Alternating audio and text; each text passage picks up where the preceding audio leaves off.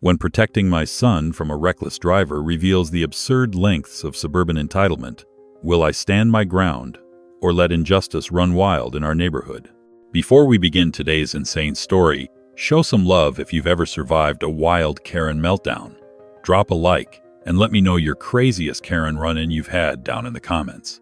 If you're new around here, hit that subscribe button and ring the notification bell so you never miss another jaw-dropping showdown. The moment the thud echoed through the air, time seemed to collapse in on itself like a can crushed by a toddler. I was an eternal dad, locked in a universe where my son was safe, happily racing down the block. But here we were, standing at the deadly intersection of denial and reality.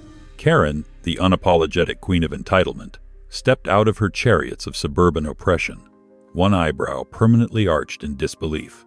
I remember my heart pounding as if it were a drum solo in the middle of an action movie. And just like that, I morphed into the world's most impatient gatekeeper of justice. Did she hit my son? Yes. Was she about to make this whole disaster her personal vendetta against common decency? Absolutely. As Karen adjusted her jaunty sunglasses, because obviously, looking fabulous matters more than the safety of an 8-year-old, I ran to my son, who was crawling away from the pavement like a baby spider, and not the least bit graceful about it. "Are you okay, buddy?" I asked, trying to sound calm while envisioning my superdad cape stretching off my back, ready to confront the embodiment of municipal madness. My son, dazed but seemingly unharmed, nodded, but his eyes sparkled with confusion. He clearly couldn't fathom that a full-grown adult could drive like they were chasing a food truck instead of minding the stop signs that even I, a man who avidly skipped stop signs while playing Mario Kart, took more seriously than Karen. Meanwhile, the spectacle escalated quickly, like a bad reality show, as Karen concocted her version of events in what can only be dubbed Karenese. "He was in the way of a perfectly good driver," she declared, dismissing my son's bike like it was an unsightly rock on the road, her tone dripping with insufferable entitlement. Did she just say that? My son was practically a knight battling against the dragons of ignorance, and Karen was the last mythical beast standing.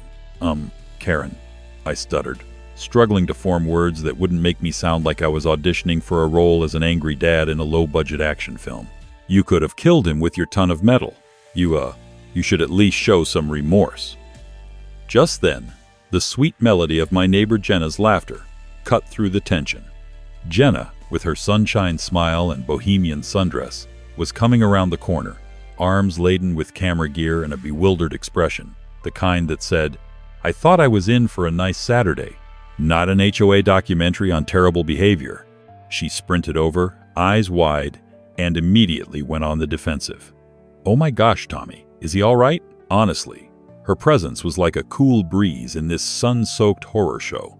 Jenna quickly turned her ire towards Karen, her voice a beautiful blend of sass and sarcasm. "Are you seriously blaming an 8-year-old for your reckless driving? What, did he magically appear out of thin air?" Karen gallantly rolled her eyes, clearly unimpressed by anything resembling accountability. "If he couldn't ride his bike on the sidewalk, it's his fault," she proclaimed, like she was either auditioning for a truly unacceptable role as a villain or was just very committed to her HOA duties. I had to swallow some bubbling rage before I responded. Why was I even arguing? Here I was battling a storm in a teacup when all I really wanted was to ensure my boy was safe. My mind raced. Was my quest for each child's right to ride safely around our block worth the risk of a duel with the Ursula of the suburbs? After an acceptable amount of incredulous staring and pointed finger-wagging, which Jenna executed with spectacular finesse, even I had to find humor in the absurdity of it all. Here we were, a hot mess standing against entitlement, thicker than the humidity in the air. I shook my head and snorted. "Did you watch too many police procedurals growing up, Karen? Because here's a plot twist. The kid's bike must have been a secret agent sent to take out unsuspecting drivers." More laughter burst from Jenna, and I couldn't help but join in. It was contagious, rising like the sun in the morning sky, constantly reminding me that every ridiculous adventure had a silver lining. As the faint sound of sirens pierced through the absurd spectacle, Karen suddenly turned into the protagonist of her own twisted soap opera, confidently swinging open her SUV door like she was revealing a secret weapon. My heart dropped. I could practically see the dramatic piano flourish accompanying her movements. You're lucky I don't file charges. I mean, who's to say your kid isn't responsible for my loving SUV? She huffed, flinging her hands dramatically. My son's eyes widened, and I could feel a tantrum brewing in the depths of my fatherly instincts. But this was no time to let entitlement run riot. I took a deep breath, determined to find a way to bring closure to this wild chapter, fully aware that Karen might teach my son about ignoble behavior. But Tommy, a resolute dad, was about to drop his own truth bomb. "Thanks for your assessment, Karen," I managed to say, not wanting to give in to the absurdity of it all. But maybe, being a grown woman who runs over kids isn't a crime you can argue with. Shouldn't you be more concerned about the fact that you can't drive? And with that, the neighborhood drama was on the rise, the tension dripping like rainwater on summer pavement. How could I confront such blatant absurdity without an audience? What on earth would happen next? With the clattering of jaws and hushed whispers of bewildered neighbors behind us, I stood my ground, eyes locked on the absurd spectacle that was Karen Whitmore. The authoritative aura she exuded seemed to flicker for a moment as my words hung in the air like a half-baked soufflé. In that tense silence, I could hear the symphony of distant construction work morphing into a reminder of how this day had gone off the rails faster than the time I mistakenly wore two different shoes to work. For a second, I thought I might gain some unearned respect for planting my feet squarely in the middle of Karen's dramatics. But then memories of my son scrambling from the road flooded back, and any trace of my self-satisfaction was replaced with a protective instinct that flared hotter than a firework coming in for a landing. "Seriously, Karen?" I said, doing everything in my power not to raise my voice and come off like that dad yelling at kids for stepping on his lawn while holding a pitcher of lemonade. "Are you really suggesting my 8-year-old should avoid getting run over by a vehicle? I mean, last I checked, bicycles weren't classified as speed bumps in HOA law." Suddenly, my inner sarcasm was on a roll, battering away the tension and splattering absurdity across the sunny day. Karen bristled at my comment, her glare sharpening so much I half expected her to pull out a sword and challenge me right there, like we were in a suburban version of Gladiator. One thing was for sure. I was done letting her dazzle me with nonsense without firing a few shots of my own. At that moment, the police arrived, sirens blaring like the introduction to a bad musical, bringing with them a solid officer with a hawkish gaze beneath the brim of his hat. "What seems to be the trouble here?" he asked, eyeing me, my son, and then settling on Karen, who had already started adjusting her blouse as if trying to iron out the wrinkles of her arguments. My mom instincts kicked in. This was my moment to shine. I took a deep breath, and in my most compelling storyteller mode, I launched into a recount of the incident, while Karen attempted an interruption with her clipboard, her expression plastered with righteous indignation. "Excuse me, officer," she butted in, her voice as shrill as a car alarm. The boy was clearly obstructing the pathway adults use to navigate their vehicles. What followed was a volley of half-truths and downright absurdities as she swayed her arms, painting herself as an unsuspecting victim of my child's reckless bike riding. Jenna, bless her soul, stepped into the chaos like a sitcom character who knows everything will turn out fine because she's there. "Sorry, Karen, but I don't think driving over a kid is one of those misunderstood scenarios you keep talking about," she called out, her voice perfectly sauced with a mix of humor and indignation. The officer raised an eyebrow, clearly getting juiced up for the performance that was unfolding. It was as if we were the leads of an impending drama, and I had to hand it to Jenna. Her poking fun had become the lifeline of this fiasco. Karen, however, seemed unfazed, tapping her clipboard like she was a conductor about to unleash a symphony of misdeeds. "I've had enough of this nonsense," she declared, throwing her hands up as if the very universe had wronged her. "If that child can ride a bicycle, he should follow proper pedestrian etiquette. And as per Section 3, Subsection 7 of our HOA bylaws." I glared, probably giving her my best "Are you serious right now?" face. Bylaws for riding a bike? Unbelievable. That was absurd as thinking she could file a restraining order against gravity.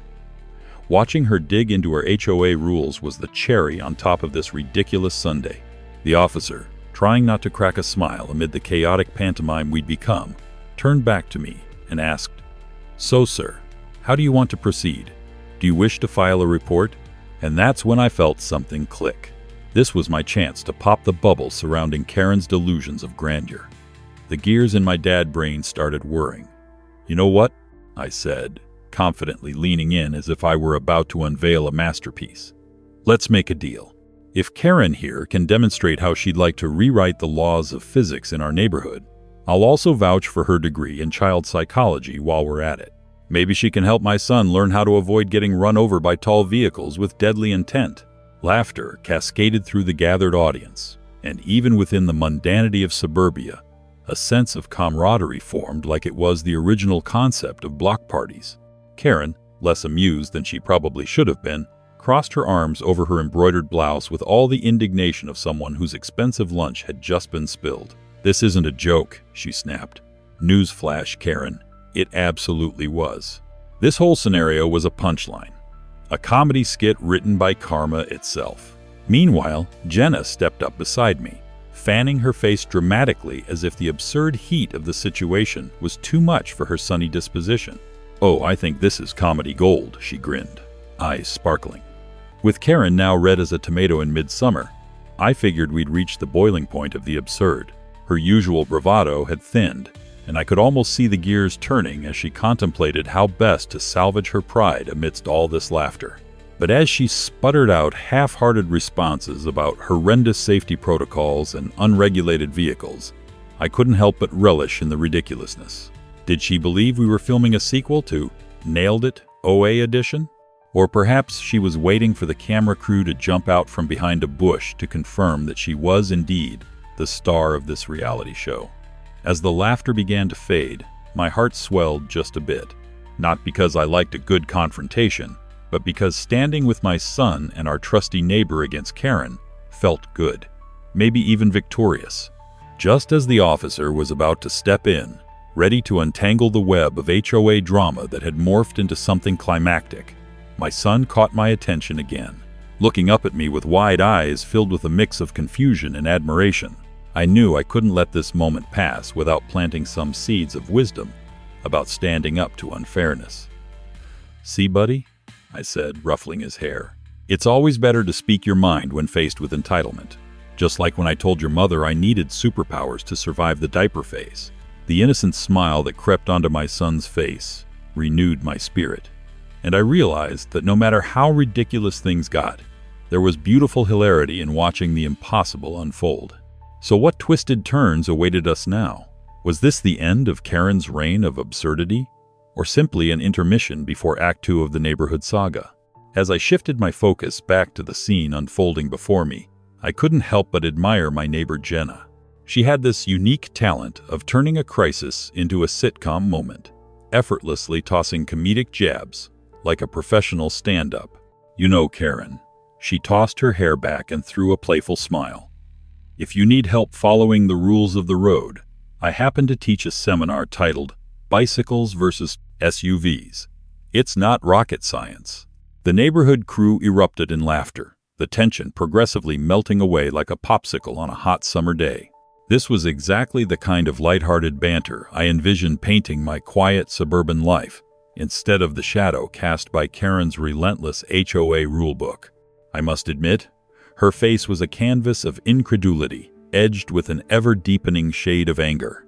And nothing was more satisfying than watching her propriety unravel like a character in an exaggerated horror movie, discovering that the killer is just behind the curtain. Caught in a whirlwind of humor and rising absurdity, I glanced over at my son who, despite the gravity of his earlier near miss, now had a huge smile plastered across his face.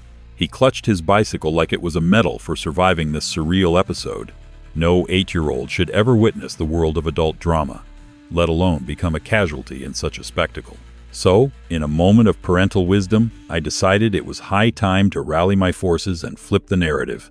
"All right, folks," I announced, channeling my inner fearless leader. "Let's turn this Judgment Day into a growth lesson." I felt excitement bubbling up as the prospect of being an awesome dad, a true mentor in the school of life, took over. I pointed dramatically at Karen, who really looked like a stranded dolphin at this point, trapped between her outrage and the growing support of my neighbors.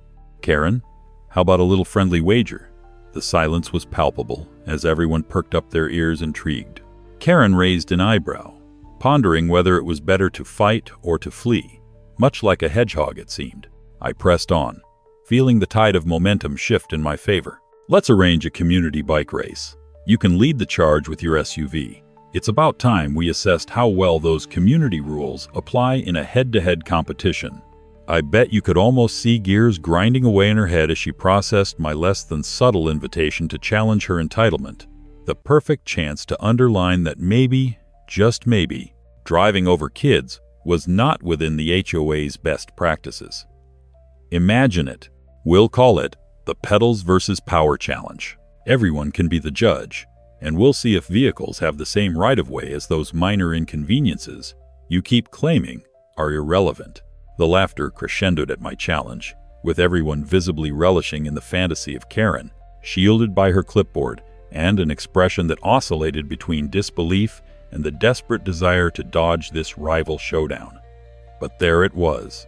Maybe, just maybe, I had thrown the gauntlet down just hard enough for her to consider it.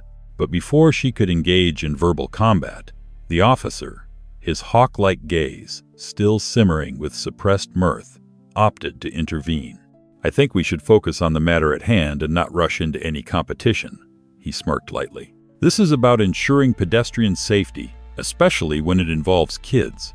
Suddenly, I felt an inkling of hope.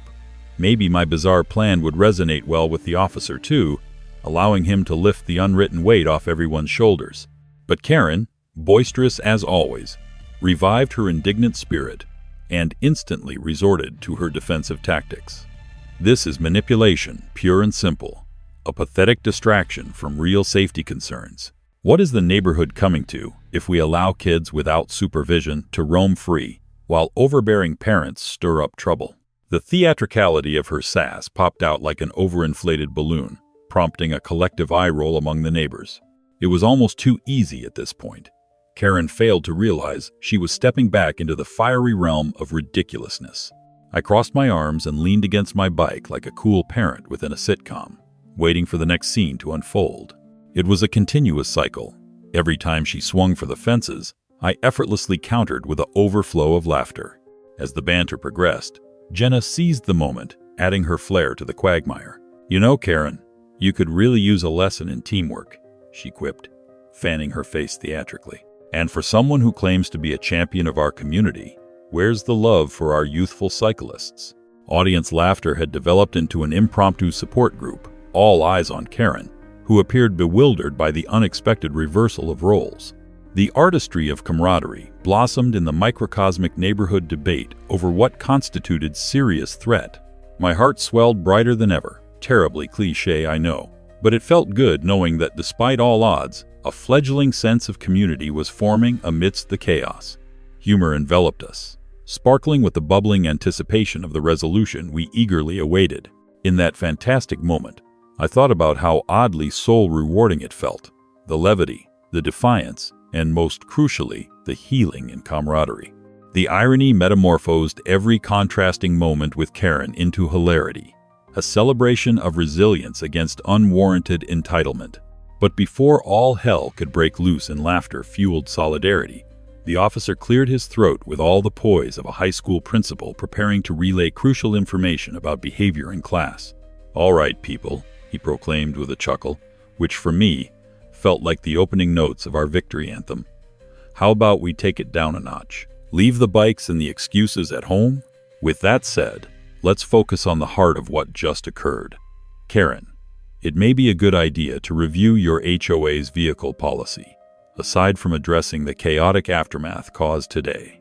Just momentarily, I fantasized of a world where our police force essentially doubled as a therapy group for occasional neighborhood quarrels. But what now awaited us as we stepped beyond this whirlwind of nonsense?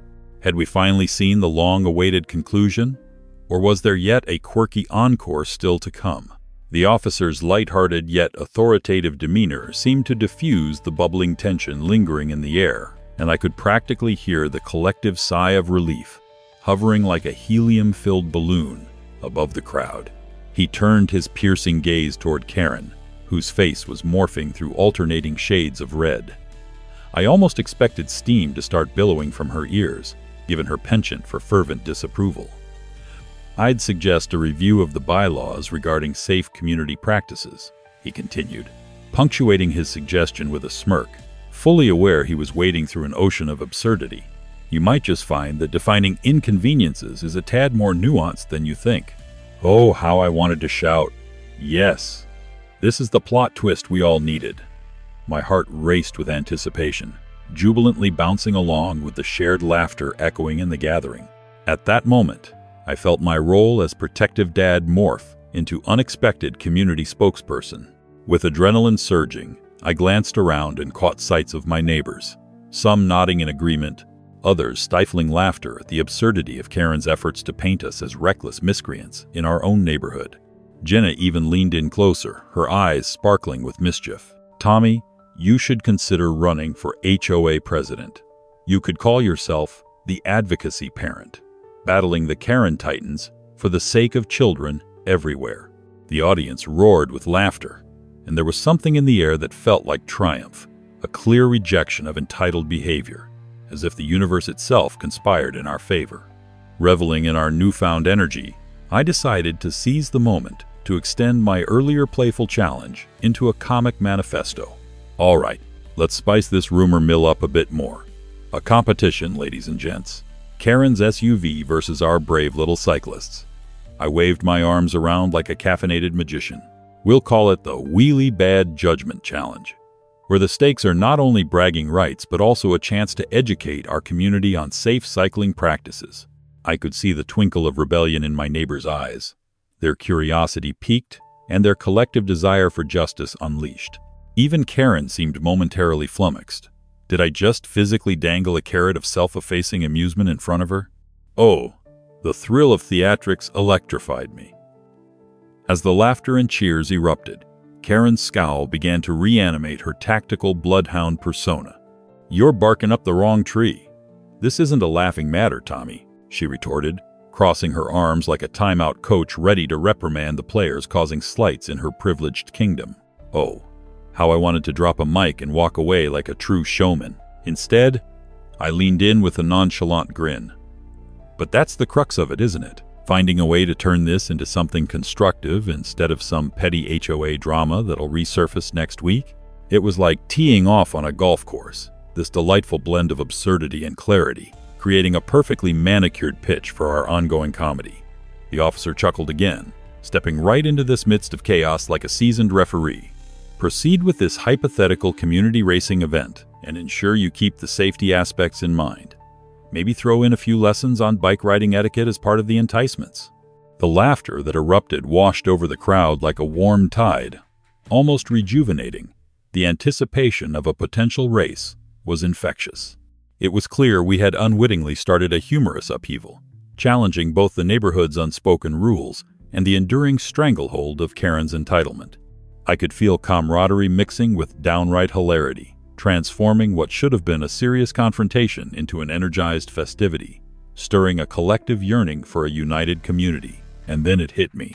There, in the dazzling kaleidoscope of faces cheering for justice and ridicule, I understood the true purpose beyond the impending race.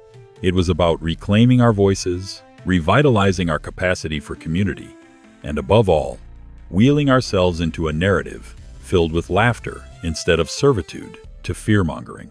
My mind raced with wild ideas of organizing community events that weren't just about rules, but rather about respect, kindness, and having fun. Because who said adults couldn't enjoy a few laughs too? How about we also throw in a bake-off? Cookies for cyclists. It creates tasty treats to keep our energy high during the race. The collective reactions were a mixture of excitement and jovial eye rolls. A delicious concoction of feeling mischief turning into purpose that would ultimately pave the way for altercations long buried under resentments. As the crowd buzzed with my newly concocted ideas, I couldn't help but affectionately observe Karen again, clutching at her clipboard as if it were a shield, her identity crumbling in the face of this united front. "Perhaps, Karen," I said, breaking into a feigned serious tone, you'll learn that this community isn't merely an assembly of rules and regulations, but a vibrant tapestry of connection. Just like that, she squinted back in disbelief, my declaration echoing around our makeshift arena like the final crescendo of a symphony. Maybe, just maybe, even she'd come to understand that assertive authority was never as enjoyable as shared laughter. The question still lingered, though. Would she join us in this newfound synergy, or would she stubbornly cling to her narrative as we spiraled into a state of joyous community chaos? The energy in the air was palpable as Karen stared, horrified, at the raucous crowd now rallying behind my announcement. My neighbors were leaning into their newfound voices, their laughter like music churning out an anthem against her entitlement. Some held their phones aloft, capturing the moment to share on social media. This wasn't just a community meeting anymore, it was the birth of a movement. "Wheelie Bad Judgment Challenge," echoed through the crowd, bouncing from one eager ear to another like a catchy pop song. I felt like a ringmaster ready to unveil the greatest show on earth. Except this time, it was a battle of wills between the community and the HOA queenpin herself. This is how we do things now, I thought. Goodbye boring rules. Hello, community loafers and cookie dough. Jenna, always quick on her feet and armed with her sunny disposition, grabbed a nearby broomstick from a flower bed. Don't ask, I still haven't figured out why it was there. And, with a flair that would make any Broadway star jealous, started mimicking a race announcer. "Ladies and gentlemen, boys and girls, welcome to the most thrilling bike race this HOA has ever seen. May the best cyclists win, and may the Karen avoid the devastating defeat of public ridicule." Her playful banter caught fire, and soon enough, it was as if we were all cast in a rom-com where the clueless villain became the unexpected hero. Or maybe it was the other way around. Karen's confusion was the cherry on our absurdity cake, and I couldn't resist the urge to poke the bear a little more. "Now, how many of you would like to chip in for decorations?"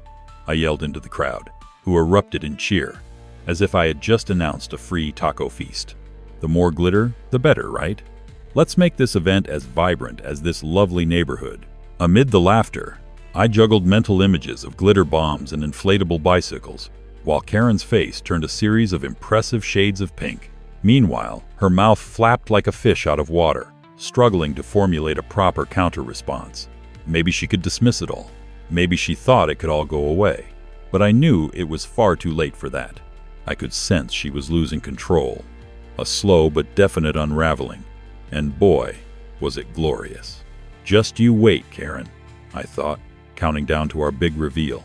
As the weeks progressed, the Wheelie Bad Judgment Challenge morphed into something far beyond a mere biking event. Local businesses started donating prizes, bicycle helmets adorned with goofy designs, gift cards for local cafes, and of course, personalized trophies shaped like a bike. Flyers advertising our community gathering dotted every street lamp, and Karen's scowling visage was practically etched on every corner. But it was amidst this whirlwind of excitement that an unexpected camaraderie blossomed. I found myself engaged in neighborly discussions about everything from gardening to our shared disdain for Karen's invasive HOA regulations. A barbecue was even planned for the day following the race, where we could showcase the Cookies for Cyclists bake-off I had whimsically proposed and somehow agreed to organize. The day of the race arrived, and it felt like we were in a scene from an epic movie. Children and parents alike donned brightly colored shirts and painted smiles. The atmosphere reeked of warmth, camaraderie, and an undercurrent of delightful rebellion. Jenna, armed with her camera, was enthusiastically snapping every moment, encapsulating the essence of this silly yet meaningful occasion. And me? I was pacing around like an anxious general surveying the battlefield. That is, until I spotted Karen arriving, and I felt the urge to beam like a Cheshire cat. There she was, pressed white blouse, still unwrinkled, clutching her clipboard harder than ever. A contradiction of authority struggling to maintain grip amid the joyful chaos unfolding before her eyes. As I stood on the makeshift stage, a repurposed picnic table adorned with the place cards I had recklessly doodled on, I took a deep breath, ready to address the wonderfully unhinged gathering. "All right, everyone," I shouted, trying to drown out Karen's recent loud huffing. "Today, we aren't just racing. We're celebrating. We're reclaiming our rights. If there's any lesson to be learned from Karen today, It's that people can wield power more skillfully through joy and laughter, instead of oppression and regulations. The crowd erupted in applause, fueled by their collective desire for freedom from the invisible chains of HOA routine. A celebratory chant began to bubble up. No rules, just fun. It's time to enrich our neighborhood, everyone. As the first round of races began, kids zooming past, their laughter mixing with the sounds of my increasingly ridiculous commentary, I knew we had conquered something far greater than just Karen's narrative of entitlement. We had created a vibrant scene filled not just with excitement, but genuine community.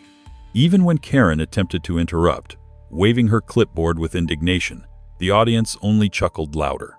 The absurdity of it all played in our favor, and I felt something clicking back into place. A neighborhood finally revitalized by shared laughter instead of unyielding bylaws. The day culminated in a final race between Karen and me, and though the spirit of competition hung heavy, it was a delightful mockery of who actually wielded authority here. As pedestrians lined the sides, and our goal was nothing more than to ride through the finish line without a care in the world, I couldn't help but think about how absurd this all had been. An HOA president versus an advocacy parent turned comical hero. What an unexpected twist. Wouldn't you agree? As we both pedaled furiously towards the finish line, laughter echoed around us, reminding everyone at that moment. Community was about connection, joy, and the willingness to embrace even the most ludicrous of challenges. Thanks for tuning into this insane entitled Karen story. If you're craving more wild Karen showdowns, check out our video on the right. Or if you trust YouTube's instincts, pick the one on the left. Whichever you choose, brace yourself. There's plenty more meltdown madness where today's story came from.